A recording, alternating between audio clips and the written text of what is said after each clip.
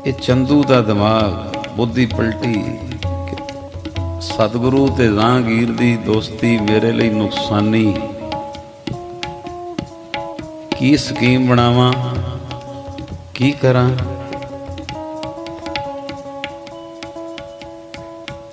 एक नजूमिया हुंदा जी, नजूमिया। जहांगीर बादशाह दा एक नजूमिये दे उत्ते बड़ा विश्वास सी।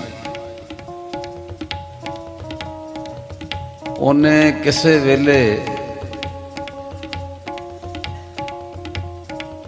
कुछ दसना भी बादशाह तेरे ते आ होने वाला है, फिर आ होने वाला है। उहदा एक अंदरला विश्वास बजा सी नजूमिये ते। ये चंदू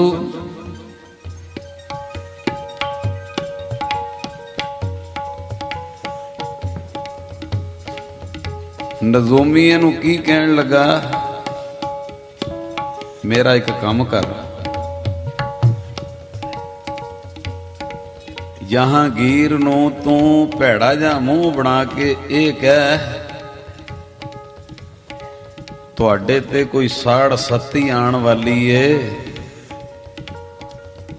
जदों घबराएगा तेनों कहेगा कोई इहदा हल दस,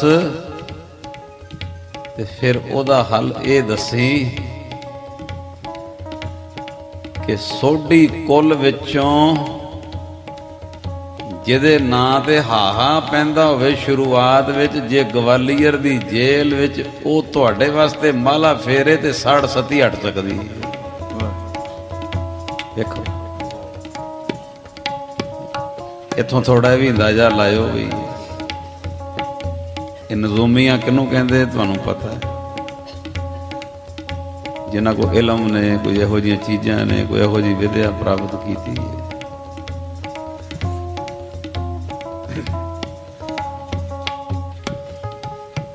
कहते जहांगीर कोल नजूमिया बड़ा भैड़ा जा मूँह बना के गया, बड़ा भैड़ा जा मूँह बना के गया।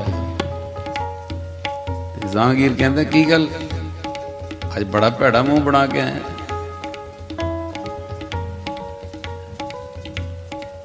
ये काम कराया किने? माया ने। सूरज प्रकाश में लिखा है कि जेड़ा चंदू है ना, चंदू नजूमिये नूं इस काम करन दा 500 रुपया उस वेले दा दिता ते की आखिया कि जिदन गुरु हरगोबिंद साहब नूं जेल च भिजवा देगा ते 5000 होर देवांगा। ये सूरज प्रकाश रकम भी लिखी हुई है। मैं अज गा के बोलनी सी रकम, पंक्तियां ने, समा चलो सर्दियां करके थोड़ा पूरा सूरा। इत्थों भी ध्यान रखो कि माया दा लालच ये माड़ा काम करा सकता है। आखो सतनाम। ये तो जिन्ना सुचेत रहा जा सके, जिन्नी सावधानी रही जा सके, गुरु कृपा करे,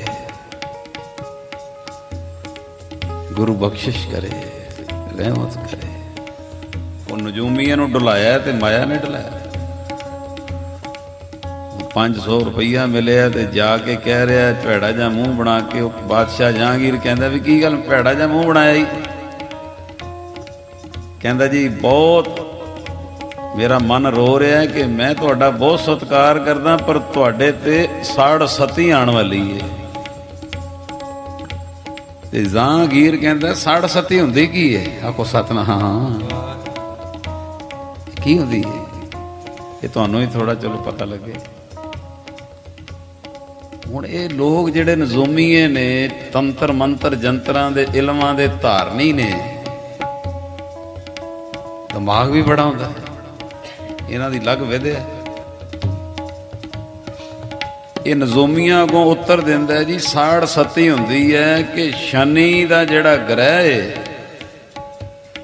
ये जदों 7.5 महीने विच आ जावे जां 7.5 हफ्तियां च आ जावे जां 7.5 दिनां च आ जावे ते कोई ना कोई साड़ सती ते ओ साड़ सती तुहाडे ते आण वाली है। ਬਾਦਸ਼ਾਹ ਜਹਾਂਗੀਰ ਕਹਿੰਦਾ ਵੀ ਸ਼ਨੀ ਗ੍ਰਹਿ ਜਦੋਂ 7.5 ਮਹੀਨਿਆਂ 'ਚ ਆ ਜੇ 7.5 ਹਫ਼ਤਿਆਂ 'ਚ 7.5 ਦਿਨਾਂ 'ਚ ਉਹਨੂੰ 67 ਵੀ ਇਹਦਾ ਕੀ ਮਤਲਬ? ਕਹਿੰਦਾ ਜੀ ਨਾਂ ਤੋਂ ਅੰਦਾਜ਼ਾ ਲਾ ਲਓ। 60 ਬੋਲਿਓ ਜਰਾ 67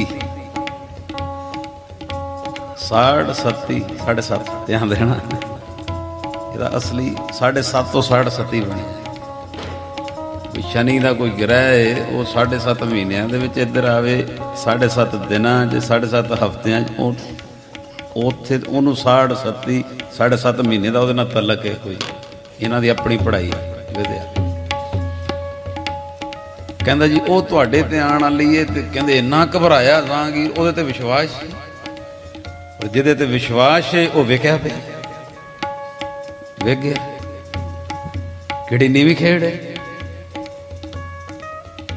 ਇੱਕ ਗੁਰੂ ਨਾਨਕ ਦਾ ਘਰ ਹੈ ਜਿਹੜਾ ਸਰਬੱਤ ਦਾ ਭਲਾ ਸਿਖਾਉਂਦਾ। ਆਖੋ ਸਤਿਨਾਮ। ਬਾਕੀ ਖੇਡਾਂ ਤੋਂ ਅਰਦਾਸ ਕਰਿਆ ਕਰੋ ਮਹਾਰਾਜ ਸੱਚੇ ਪਾਤਸ਼ਾਹ ਤੁਹਾਨੂੰ ਵੀ ਤੇ ਸਾਨੂੰ ਵੀ ਬਚਾ ਕੇ ਰੱਖੋ। ਕਿ ਸਿਆਣਿਆਂ ਤੋਂ ਹੋਰਨਾਂ ਤੋਂ ਗੁਰੂ ਮਹਾਰਾਜ ਸੱਚੇ ਪਾਤਸ਼ਾਹ ਬਚਾ ਕੇ ਰੱਖਣ। ਨਹੀਂ ਤੇ ਥੋੜੇ ਦਿਨ ਹੋਏ ਮੈਂ ਟੀਵੀ ਤੇ ਕਥਾ ਸੁਣ ਰਿਹਾ ਸਾਂ, ਕਹਿੰਦੇ ਉਹਨਾਂ ਸਿੱਖਾਂ ਦਾ ਕੀ ਬਣੇਗਾ। ਦਰਬਾਰ ਸਾਹਿਬ ਵੀ ਖਲੋਤੇ ਹੁੰਦੇ ਨੇ, ਦੇਗ ਕਰਾ ਰਹੇ ਹੁੰਦੇ ਨੇ, ਤੇ ਅਗਲੇ ਦਿਨ ਮਾਂ ਫੜੇ ਹੁੰਦੇ ਨੇ ਤੇ ਕਿਧਰੇ ਹੋਰ ਜਾ ਰਹੇ ਹੁੰਦੇ ਨੇ। ਉਹ ਗੁਰੂ ਘਰ ਨਹੀਂ ਹੁੰਦੇ।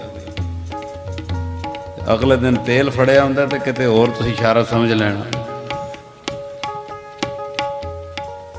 ਉਹਨਾਂ ਨੂੰ ਕਈ ਜਨਮ ਲੈਣੇ। ਸ਼ਾਇਦ ਇਸੇ ਕਰਕੇ ਅਰਦਾਸ 'ਚ ਲਫ਼ਜ਼ ਲਿਖੇ ਗਏ ਸਿੱਖਾਂ ਨੂੰ ਸਿੱਖੀ ਦਾਨ, ਕੇਸ ਦਾਨ, ਰਹਿਤ ਦਾਨ, ਵਿਵੇਕ ਦਾਨ, ਵਿਸਾਊ ਦਾਨ ਤੇ ਭਰੋਸਾ ਦਾਨ। ਭਰੋਸਾ ਲਾਜ਼ਮੀ, ਭਰੋਸੇ ਸਦਕਾ ਹੀ ਪਾਰ ਉਤਾਰਾ। ਆਖੋ ਸਤਿਨਾਮ। ਭਰੋਸਾ ਲਾਜ਼ਮੀ। ਅਮਨਦੀਪ ਸਿੰਘ ਜਾਂਦੇ ਬੰਬਈ ਵਾਲੇ ਬੰਨੇ ਤੇ ਕਈ ਵਾਰੀ ਉਧਰੋਂ ਬੰਬਈ ਤੋਂ ਕੁਝ ਬੱਸਾਂ ਆਉਂਦੀਆਂ ਦਰਬਾਰ ਸਾਹਿਬ ਵੀ ਮੱਥਾ ਟੇਕਣਗੀਆਂ, ਫਿਰ ਇਹੋ ਜਿਹੀ ਜਗ੍ਹਾ ਵੀ ਜਾਣਗੀਆਂ ਵੀ ਜਿੱਥੇ ਗੁਰਮਤ ਨਹੀਂ। ਉਸ ਵੇਲੇ ਮਨ ਵਿੱਚ ਐਸੀ ਵਿਚਾਰ ਜ਼ਰੂਰ ਆਉਂਦੀ ਏ, ਅਜੇ ਭਟਕਣਾ ਨਹੀਂ ਮੁੱਕੀ,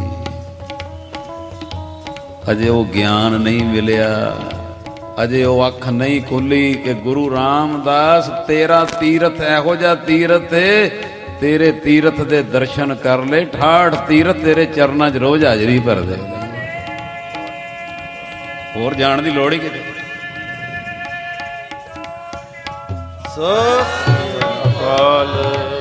ਜਰਨਲ ਨੌਲੇਜ ਲਈ ਕੋਈ ਵੱਖਰੀ ਬਾਤ ਹੈ, ਲੇਕਿਨ ਦੂਸਰੀ ਤੂੰ ਆਪਣੀ ਅਰਦਾਸ ਜਾਂ ਕੋਈ ਹੋਰ ਦਰਸ਼ਨ, ਉਹ ਚੀਜ਼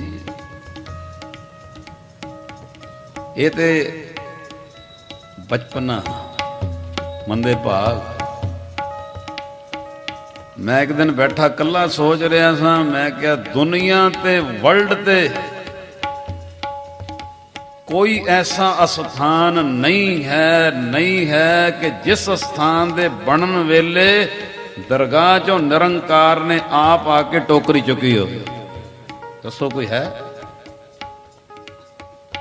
ਇੱਕ ਦਰਬਾਰ ਸਾਹਿਬ, ਇੱਕ ਹਰਮੰਦਰ ਸਾਹਿਬ, ਇੱਕ ਇਹ ਅਸਥਾਨ ਡਿੱਠੇ ਸਭੇ ਥਾਂ, ਇੱਕ ਇਹੋ ਅਸਥਾਨ ਹੈ ਕਿ ਜਿਹਦੇ ਬਣਨ ਵੇਲੇ ਨਿਰੰਕਾਰ ਨੇ ਇੱਕ ਮਨੁੱਖ ਦਾ ਰੂਪ ਧਾਰ ਕੇ ਟੋਕਰੀ ਆਪ ਚੁੱਕੀ ਹੈ।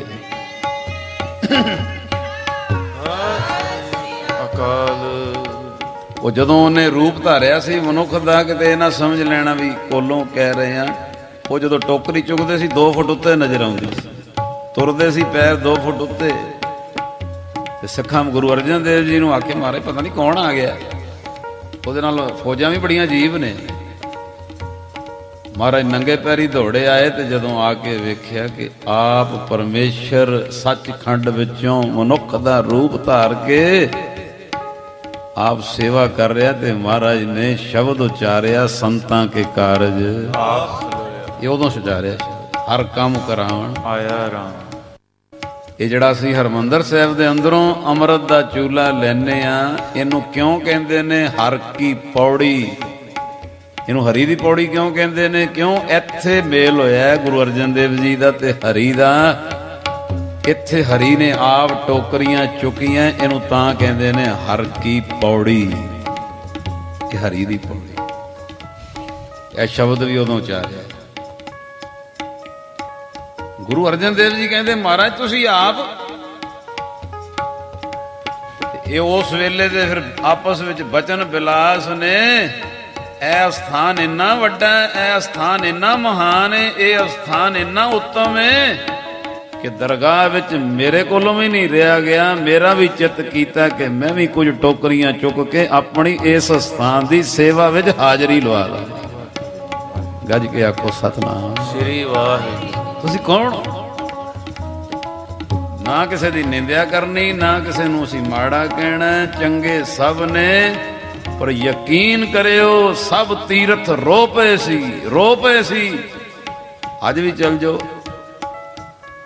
ਕਈ ਤੀਰਥਾਂ ਤੇ ਬੂਆ ਲੱਗਾ ਹੁੰਦਾ ਤੇ ਬਾਹਰ ਜਿਹੜੇ ਦੂਸਰੇ ਉਹਨਾਂ ਦੇ ਐਲਕਾਰ ਨਾਲ ਲੱਤਾਂ ਚੁੱਕ ਕੇ ਲੰਮੇ ਪਏ ਹੁੰਦੇ, ਹੈ ਤੀਰਥ ਹੈ। ਔਰ ਕਈ ਤੀਰਥਾਂ ਦੇ ਉੱਤੇ ਤੰਬਾਕੂ ਦੀ ਵਰਤੋਂ ਹੋ ਰਹੀ, ਕਈ ਤੀਰਥਾਂ ਦੇ ਸਿਗਰਟ ਬੀੜੀਆਂ ਪੀਤੀਆਂ ਜਾ ਰਹੀਆਂ ਨੇ। ਇਹ ਸਭ ਤੀਰਥ ਰੋ ਪਏ ਸੀ, ਹੈ ਨਿਰੰਕਾਰ ਕੀ ਬਣੇਗਾ? ਤੇ ਅੱਗੋਂ ਫਿਰ ਆਵਾਜ਼ ਆਈ ਸੀ, ਕਲਯੁਗ ਵਿੱਚ ਇਹੋ ਜਿਹਾ ਤੀਰਥ ਬਣਾਵਾਂਗੇ, ਇਹੋ ਜਿਹਾ ਤੀਰਥ ਬਣਾਵਾਂਗੇ ਕਿ ਜਿੱਥੇ ਤੁਸੀਂ ਸਾਰੇ ਆ ਕੇ ਰਹਿ ਪੈਣਾ, ਵਸ ਜਾਣਾ। ਉਹੋ ਜਿਹਾ ਤੀਰਥ ਦੁਨੀਆ ਤੇ ਕੋਈ ਨਹੀਂ ਹੋਏਗਾ ਕਿ ਜਿੱਥੇ ਹਰ ਵੇਲੇ ਨਿਰੰਕਾਰ ਦੀ ਉਸਤਤ ਹੋ ਰਹੀ ਹੋਏ।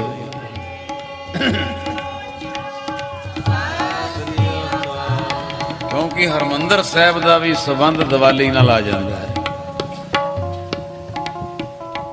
ਇਹ ਥੋੜਾ ਜਿਹਾ ਕਹਿਣ ਦਾ ਭਾਵ ਇੰਨਾ ਹੀ ਹੈ ਕਿ ਜਰਨਲ ਨੌਲੇਜ ਲਈ ਕਿਤੇ ਹੋਰ ਜਾਂਦੇ ਹੋ ਤੇ ਜਾਓ, ਲੇਕਿਨ ਇੱਕ ਅੰਦਰ ਇਹੋ ਜਿਹਾ ਵਿਸ਼ਵਾਸ ਰੱਖੋ ਕਿ ਗੁਰੂ ਰਾਮਦਾਸ ਦੇ ਘਰ ਜੇ ਸ਼ਰਧਾ ਭਾਵਨਾ ਨਾਲ ਹਾਜ਼ਰੀ ਲੱਗ ਗਈ ਤੇ 68 ਤੀਰਥ ਜਿਹੜੇ ਨੇ ਉਹ ਇੱਥੇ ਹੀ ਆਪਣੀ ਹਾਜ਼ਰੀ ਭਰ ਰਹੇ ਨੇ। ਤੈਨੂੰ ਕਿਤੇ ਹੋਰ, ਜਿੱਥੇ ਗੁਰੂ ਗ੍ਰੰਥ ਸਾਹਿਬ ਨਹੀਂ, ਕਿਤੇ ਹੋਰ ਭਟਕਣ ਦੀ ਲੋੜ ਨਹੀਂ। ਆਖੋ ਸਤਿਨਾਮ।